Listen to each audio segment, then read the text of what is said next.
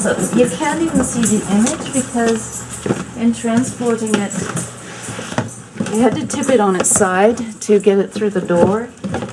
So that's the other thing that I have to work on, is a new crating system for, I was thinking about beads as a method of changing the scale of the embroidery works, and I'd also avoided using text in my work because it terrified me, and but I thought I would play with the idea of text. So I started doing these tiny little pieces with the words on it, you know, and then I decided to try a much more ambitious project, and this was the first one that I did. So it was a huge learning curve developing the system. So I had to work horizontally and blow up the newspaper image to the scale that I wanted the final piece to be. And then even working horizontally was problematic because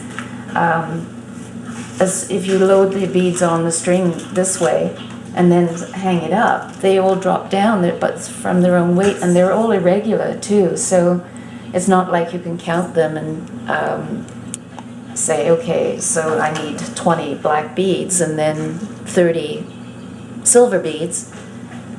You have to kind of, it's like knitting in a way, where you establish a tension, and then you have to work the whole thing at that tension. Paul and I have a ritual where you know, we get up in the morning, we have coffee and read the paper, and that's just part of our daily experience. But there's subject matter that you don't want to walk away from or forget about immediately, and so this also was a way for me to think about things that I'd read about that had an impact, but I didn't really know where to go with it, or maybe even understand it. So those are the kinds of images that I wanted to work from. Yeah. Well, in this particular case, this young girl's lover was shot, and I mean, if you think about your worst nightmare, and I think that, you know, as a mother, we all put ourselves through, you know, the worst thing that could possibly happen to you or to your child or to your partner, or so it's about that. Not that you ever want it to happen. It's just, if it ever did, how would you carry on? So you can imagine that this is, because it's all one color, you don't have to think while you're doing it, but imagine when you are working with an image and you have to kind of make decisions about what your next, how you're going to differentiate one thing from the next. And once you decide, you have to be consistent and not forget.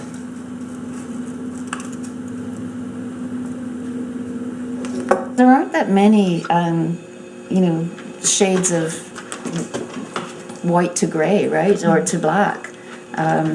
So in here, for example, I cheated a bit in terms of using a navy blue kind of color, and there's a little bit of gold up there, and so I've taken liberties for sure with the colors. So I go from clear, and then there's silver lined, and then there's pure white, and there's even some actual silver ones in here. just to get enough variation to develop the image. The scale of it, for example, because it is life-size, allows the viewer to empathize with what's going on in the image, and I like that aspect of it. And one thing that amuses me about it is that with the series of curtains that I've made is that people will walk into the space and look at the work and then go around to the other side to see the other side, which they think is going to be the back, but it's just a weird assumption that you make, that you're going to see the back. And so it just makes you laugh a little bit when you see it happening, like over and over again.